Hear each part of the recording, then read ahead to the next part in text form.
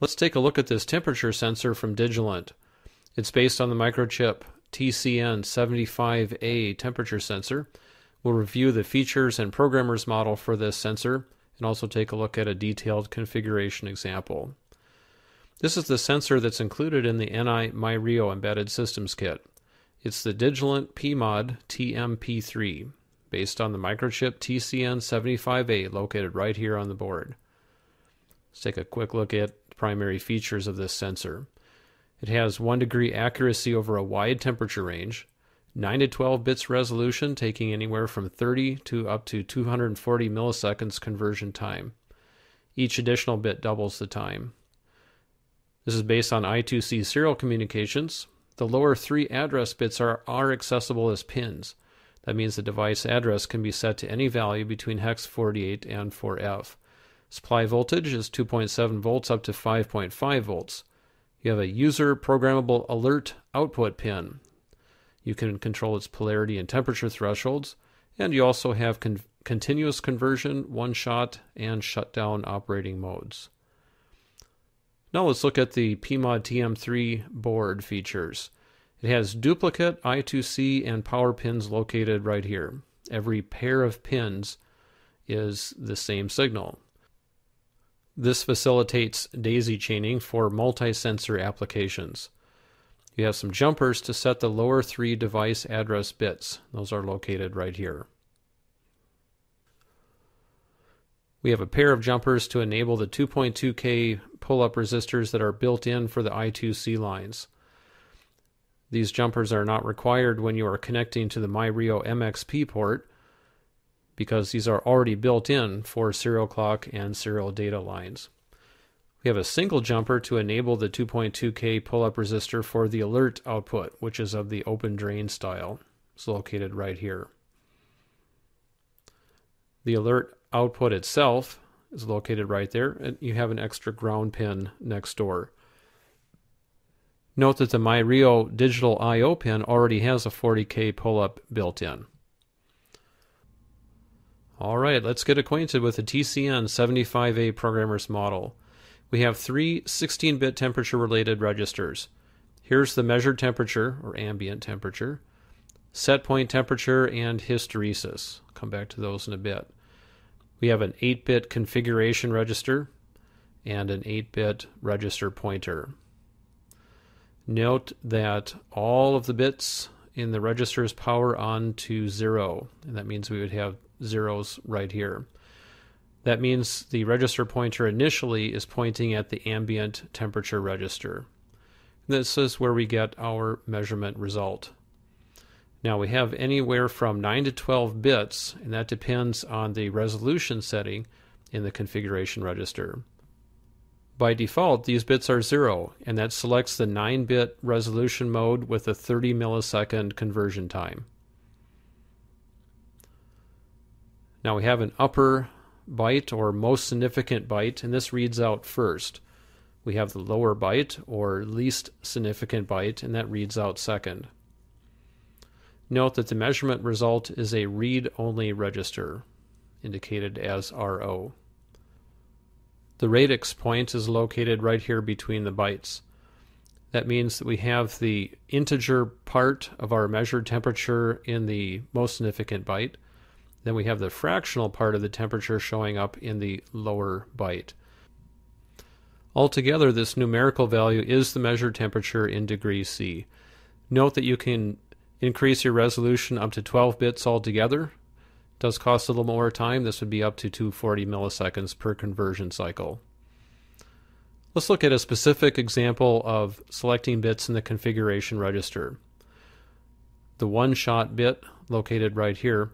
When it's 0, then the temperature sensor is idle. Let's pick the full resolution of 12 bits. I'm going to select the default value for the fault queue, which is 1. Come back to the meaning of that in a minute.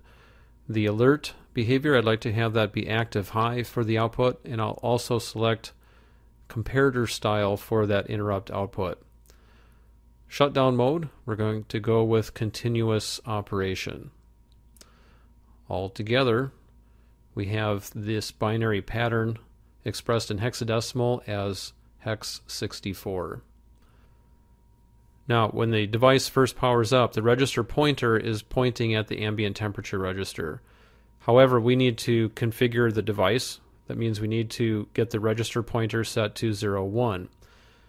Therefore, execute an I2C write operation at address 0x01. So you'd write out the byte value 01, and then write out the configuration register. That would be hexadecimal 64. Note that the configuration register is read-write. Important point, do not access any registers higher than address 03 hex. These are reserved for manufacturing test and calibration. It's important to make sure you do not go higher than that value. Now, the register pointer value persists until you write a different value. It does not auto-index, as is typical of many I2C devices. Now, to read the ambient temperature, you want to execute another I2C write and get the register pointer back to ambient temperature.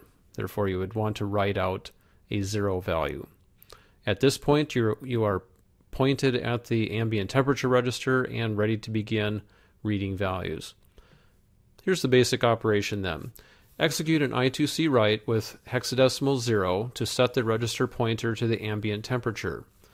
Execute an I2C read operation for 2 bytes. Join these 2 bytes together into a 16-bit signed integer and then convert to floating point value. Divide by 256 and your result is the temperature in degrees C. You can read the ambient temperature register as often as you like, but be aware of the resolution setting. There's no reason to read it faster than the conversion time that you've selected. Let's look at the shutdown behavior. You can set the shutdown bit in the config register, and that draws 0.1 microamps typical in shutdown mode with a 2 microamp max. And that's compared to about 200 microamps typical during conversions. The I2C interface is still active during shutdown mode, and you can read and write the registers. You can set the one-shot bit in the config register to initiate a single conversion. Wait for the conversion to complete and then read the measurement in the TA register. The one-shot bit will automatically clear to 0 when you read the updated measurement. Now, to begin wrapping things up, let's look at configuring the behavior of the alert output pin. Imagine that you are charting the measured temperature as a function of time. Now we have a threshold that by default exists in the temperature set register, and by default this value is plus 80 degrees. We have another threshold that is specified in the hysteresis register, and by default this is plus 75 degrees. Now imagine that you're taking measurements and you see the temperature kind of wander around like this, and suddenly it crosses the set threshold right there. This will cause the alert to activate, and it will remain active until it falls below that threshold established in the second register, that is the hysteresis register. That band between those two values is the hysteresis band. Hysteresis reduces rapid cycling of the alert when the ambient temperature hovers near that set value. You have 2 bits in the configuration register that are called the fault queue, and this adjusts the number of consecutive conversion cycles that are required to activate the alert. You can pick 1, 2, 4, or 6. And this reduces sensitivity to perhaps spurious spikes above that threshold. Now, the alert output has 2 possible modes. The first one is the comparator mode. And in comparator mode, we look for this crossing, and then we look for the crossing right here. When the polarity of the comparator is set high,